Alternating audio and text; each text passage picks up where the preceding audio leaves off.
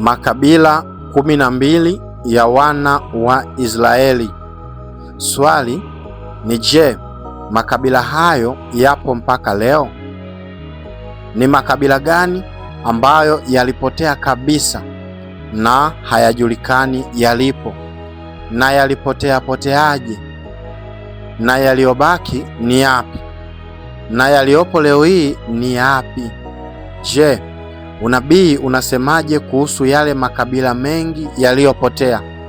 Na Israeli iliwezaje kusimama ama inawezaje kuendelea bila msingi wa makabila 12? Na je, ni kweli kuwa wale wazee 24 wanaozitupa taji zao kule mbinguni ni wale watoto 12 wa mzee Yakobo pamoja na mitume 12 wa Yesu? Sasa basi, hayo ni machache kati ya mengi tunaoenda kujifunza katika kipindi hiki cha historia ndefu ya makabila 12 ya taifa la Israeli. Ilikuwaje makabila haya yakaingia katika mgawanyiko mkubwa, na ilikuwaje mpaka kupotea kwa yale makabila 10 na kutawanyika kwake?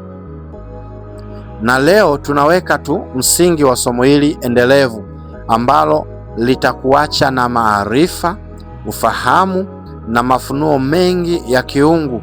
Ni kuombe tu usitoke hapo ulipo. Jina langu ninaitwa Mwalimu Vincent Mwakisyala na hii ni Hazina ya Kanisa. Kama bado huja subscribe channel hii, basi jua unapishana na mambo mengi mazuri. Subscribe sasa channel hii na kushare kwa watu wengine wengi, na Mungu atakubariki. Karibu tuwe pamoja. Tunapoliongelea taifa la Israeli, Israeli mwenyewe ni Yakobo. Alipewa jina la Israeli baada ya kushindana na malaika. Malaika akamwambia kuwa atakuwa taifa kubwa, ambapo huyo Israeli mwenyewe sasa alikuwa na watoto 12, ambao hao watoto 12 kila mmoja alikuwa na kizazi chake, ambapo vile vizazi vilipozidi kuzaliana wakawa makabila 12 wa Israeli au ya Israeli. Na hawa ndio wale wana 12 wa Yakobo, ambao hawa wakazitoa zile kabila 12 za Yakobo, ambapo watoto hao ni Ruben, Simeoni, Lawi, Yuda, Dani, Naftali, Gadi, Asheri, Isakari, Zabuloni, Yusufu na Benyamini au Benjamin.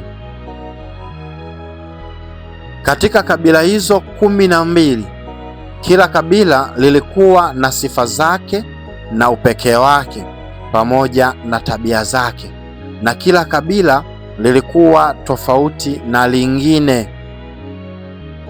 Mzee Yakobo aliwajua vizuri sana watoto wake, na kila mtoto alimbariki, na baadhi yao walipata laana siku chache kabla ya kifo chake.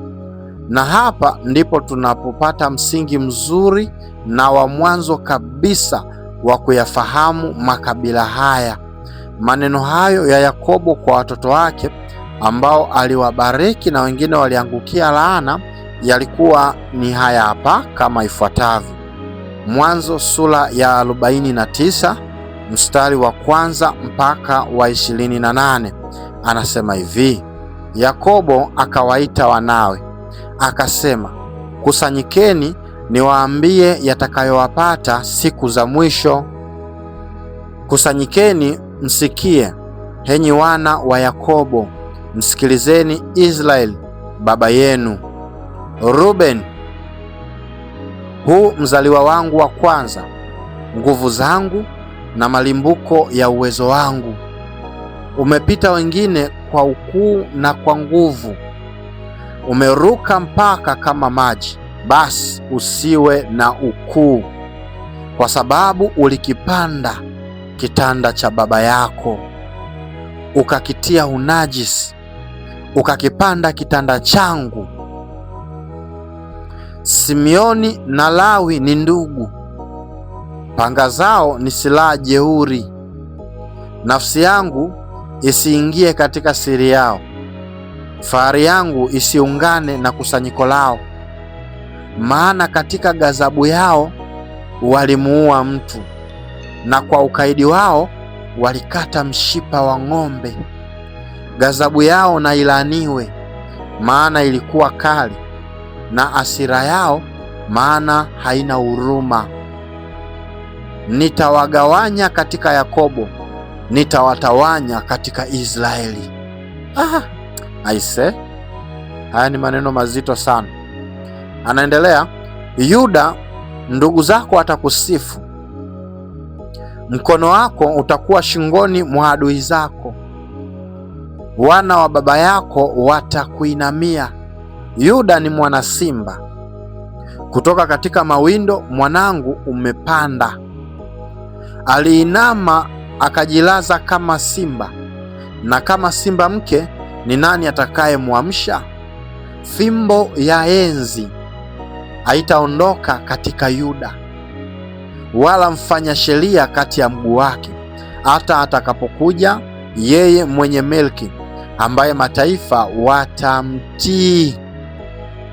Mambo haya, atafunga punda wake katika mzabibu, na mwanapunda wake katika mzabibu mzuri. Amefua nguo zake kwa mvinyo, na mavazi yake kwa damu ya zabibu. Macho yake yatakuwa mekundu kwa mvinyo, na meno yake yatakuwa meupe kwa maziwa. Hayo ndio alikuwa ni maneno ya Yuda. Anaendelea mzee Yakobo, anasema hivi: Zabuloni atakaa pwani ya bahari, naye atakuwa kama pwani ya kuegeshea merikebu, na mpaka wake utakuwa kando ya Sidoni. Alafu Isakari ni punda hodari, ajilazae katika mazizi ya kondoo. Akaona mahali paraa kuwa ni pema, na nchi kuwa ni nzuri. Akainama bega lake lichukue mzigo, akawa mtumishi wa kazi ngumu. Dani atahukumu watu wake kama mmoja ya makabila ya Israeli.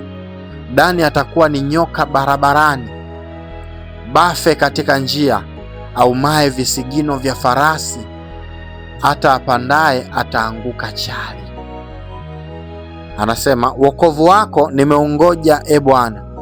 Gadi jeshi litamsonga, lakini atawasonga wao mpaka visigino. Alafu Asheri chakula chake kitakuwa kinono, naye atatoa tunu za kifalme. Naftali ni ayala aliyefunguliwa, anatoa maneno mazuri.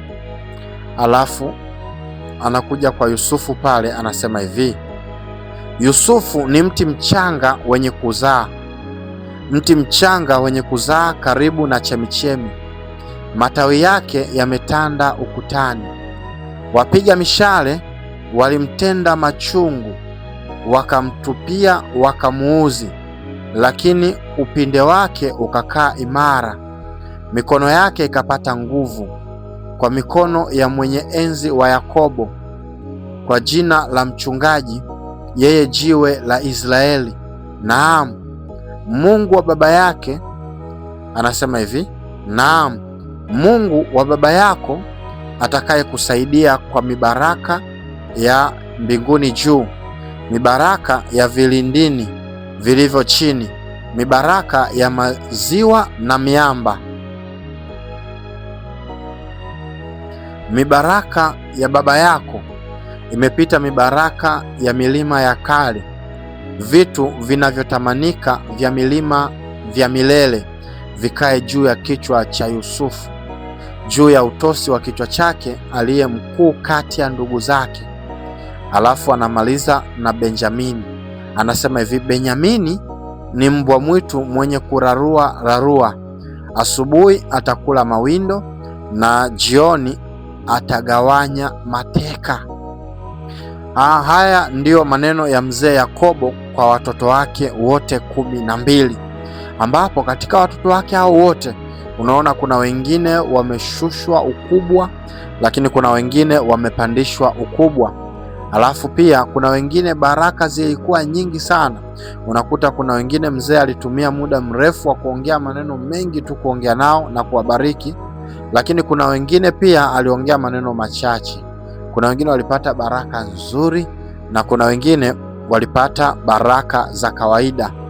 Hizo zote ndizo kabila 12 za Israeli, na hayo ndiyo aliyowaambia baba yao na kuwabariki mmoja mmoja kwa mbaraka wake ambao ulikuwa umemwangukia. Sasa kama ukisoma vizuri hapo utagundua pia baadhi ya makabila yalikuwa na picha ama taswira ya wanyama, ambapo baadaye yalikuja kutambulika kwa taswira hizo. Makabila hayo ni kama ifuatavyo. Kabila la Yuda hili lilitambulika kama simba. Kumbuka kwamba Yakobo anasema Yuda ni mwana simba, alafu kuna sehemu anasema hivi, ni kama simba ambaye amejilaza, na simba huyo akiwa simba mke, ni nani awezaye kumwamsha? Hii ilikuwa ikionyesha taswira kwamba kabila la Yuda lina sifa ya simba ambayo ni uongozi, nguvu, falme na ushindi, ambapo katika historia ya kabila la Yuda limetoa mashujaa wakubwa na wengi ambao hawatasahauliwa. Wametoka wafalme imara na bora. Uongozi wake ulisimama imara hata kipindi ambacho walipitia utumwa, walikuwa wakimbizi. Kuna kipindi walikosa hifadhi, lakini bado tunaona kabila hili liliweza kusimama, liliweza kustahimili, liliweza kuvumilia na liliweza kushinda mambo mengi na vikwazo vyote vilivyowakabili. Na Yuda ndiyo iliyotoa ufalme wa milele ambao kiti cha enzi kitatawala milele yote katika kabila hili la Yuda. Mfano tunauona katika kabila hili la mashujaa ambao wametokea hapo ni pamoja na mfalme Daudi, mfalme Suleimani, mfalme Yosia na Bwana Yesu Kristo. Hao wote wametoka kabila la Yuda, ambapo Yakobo anasema hivi, kabila la Yuda ni simba. Kuonyesha kabila la Yuda ni simba ulikuwa ni unabii wa Yesu mwenyewe, ambapo katika Ufunuo sura ya 5 mstari wa 5 maandiko yanamtambulisha Yesu kuwa ni simba wa kabila la Yuda. Alafu anasema mpaka atakapokuja mwenye enzi, mzee Yakobo akiwa anamtabiri Kristo Yesu. Kwa Yakobo ameanza kumuona Yesu tangu mbali, karne nyingi hajazaliwa, na anamuona anatokea katika kabila hili la Yuda. Tumeona kuwa kabila la Yuda lilikuwa na sura ya simba. Sasa kabila lingine lilikuwa ni kabila la Dani, ambalo kabila la Dani hili lenyewe lilikuwa na utambulisho wa nyoka. Kabila la Dani lilikuwa na utambulisho wa nyoka. Tumezoea kumwona nyoka kuwa ni mnyama mbaya, nyoka mfano wa shetani. Ni sahihi kabisa, lakini kuna wakati ambao maandiko yamemtumia nyoka kwa mifano mizuri sana. Mfano, Yesu anaagiza kanisa kuwa wapole kama ua, lakini kuwa na welevu au wajanja kama nyoka. Kuna sehemu Yesu mwenyewe anajifananisha na nyoka ya shaba, na hapa kabila la Dani linapokea utambulisho wao kuwa na taswira ya nyoka. Hii ilikuwa na maana kuwa wao ni watu wenye maarifa na wajanja sana. Ni watu ambao huwezi ukashindana nao kwa kuwazania. Ni watu wasiozoeleka katika mapambano na maamuzi. Mfano wa mtu mmoja aliyewahi kutokea katika kabila hili la Dani na kufanya mambo makubwa sana alikuwa ni Samsoni. Samsoni alikuwa ni mtu mjanja. Kuna wakati ambao unaweza kumuona kama muuni, alafu kuna wakati unaweza ukamuona kama ni mtu wa kawaida tu. Hakukuwa na mtu aliyeweza kuijua hatua yake ya mbele. Yani hakukuwa na mtu ambaye anaweza akaijua hatua yake sahihi ya mbele. Alikuwa ni mtu ambaye hatabiriki. Usipomzani ndipo anapokushangaza. Huu ulikuwa ni picha ya taswira ya kabila la Dani, ambalo kabila la Dani lilitambulishwa kama nyoka katika yale maneno ya mzee Yakobo. Lakini kabila lingine ni kabila la Naftali. Kabila la Naftali lilipokea utambulisho wa kulungu.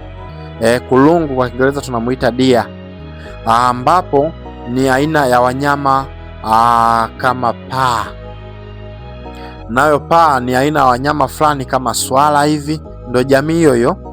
Paa ni mnyama mzuri sana kumtazama, ila alikuwa na sifa ya kasi na spidi. Paa ni mnyama mwepesi. Hii ilikuwa inaonyesha kuwa kabila hili linapewa uhuru katika mambo yake, na kama tutakavyoona huko mbele, watu hawa walikuwa na majeshi na mashujaa na wepesi sana katika vita. Halafu pia sasa kuna kabila la Benjamini. Kabila la Benjamini lilipokea utambulisho wa mbwa mwitu, wolf. Tunajua kwamba mbwa mwitu ni mnyama shujaa na jasiri mwenye uwezo wa kushambulia na kupambana. Ndani ya kabila hili limetoa mashujaa wengi sana. Mfano tu kwa uchache ni kwamba kabila la Benjamin limemtoa mfalme Sauli. Tunakumbuka huyu ndio mfalme wa kwanza wa taifa la Israeli, shujaa kweli kweli. Lakini pia lilimtoa mtume Paulo na watu wengine wengi sana. Kabila hili linakumbukwa kwa mambo mengi, ikiwa ni pamoja na kupigana na makabila mengine 11, lenyewe likiwa limesimama peke yake na kuwashinda. Halikuogopa chochote. Mfano, kipindi ambacho makabila yote yalilitenga kabila la Yuda, kabila la Benjamin likaamua kusimama na kabila la Yuda. Fikiria, mbwa mwitu akaungana na kuwa taifa moja na simba. Nini kinatokea sasa? Kabila lingine ni kabila la Isakari, ambalo kabila hili lilipewa utambulisho wa punda. Kabila la Isakari lilipewa utambulisho wa punda. Kwa nchi yetu ya Tanzania, punda ni mnyama anayechukuliwa poa sana. Fikiria, kabila hili lilipewa taswira ya punda. Hii ilikuwa inaonyesha kuwa na uvumilivu, uchapakazi na kuhimili mizigo mizito. Alafu kuna kabila la Yusufu. Yusufu yeye alipewa utambulisho wa mti mwenye matunda. Mti wenye matunda, hii inaonyesha ni baraka, ustawi na ongezeko.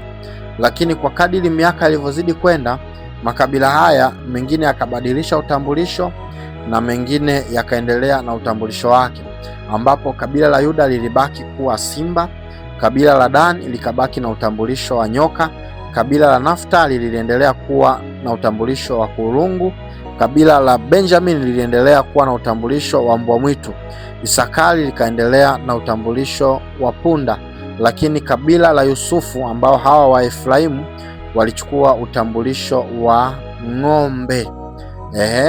Alafu kabila la Manase pia nao walichagua utambulisho wa ng'ombe pori. Alafu kabila la Rubeni ambao tuliona pale katika maneno ya Yakobo au mibaraka ya Yakobo alikupewa utambulisho wote, lakini baadaye Rubeni likapewa utambulisho wa maji au utambulisho wa mtu. Kwa lilikuwa na utambulisho wa maji au lilikuwa na utambulisho wa binadamu, yani ubinadamu, utu au mtu. Alafu Zabuloni ikabadilisha utambulisho wake, ikawa na utambulisho wa merikebu. Alafu Asheri na lenyewe likapata utambulisho mwingine wa mzeituni. Alafu kabila la Gadi nalo likapokea utambulisho mpya kuwa kambi ya jeshi. Alafu Simeoni likabaki na utambulisho wake ule ule wa upanga. Sasa ninaomba kwa leo tuishie hapa. Kumbuka huu ni utangulizi tu wa kipindi hiki kirefu sana. Ni kuombe usikose sehemu inayofuata kwa ajili ya mambo mazito zaidi ya haya tuliyoyaona leo. Ili kuitambua vizuri sana historia ya taifa la Israeli, ni vyema tukaanza kuangalia makabila haya. Nikusisitize tu kwa msisitizo mkubwa kwamba hutakiwi kukosa sehemu ya pili na hata sehemu moja katika sehemu zinazoendelea za somo hili. Ni miongoni mwa masomo mazito sana, katika masomo ambayo mimi mwenyewe ninayahusudu na nimeyashangaa na nimemshangaa Mungu na kumshukuru sana, ni pamoja na kunifundisha somo hili la haya makabila 12 ya taifa la Israeli. Jina langu mimi ninaitwa Mwalimu Vincent Mwakisyala. Kama unahitaji maombi, ushauri ama kuokoka au kutoa sapoti kwa kipindi hiki, basi ninaomba utatumia namba hizi hapa unazoziona. Hii ni hazina ya kanisa.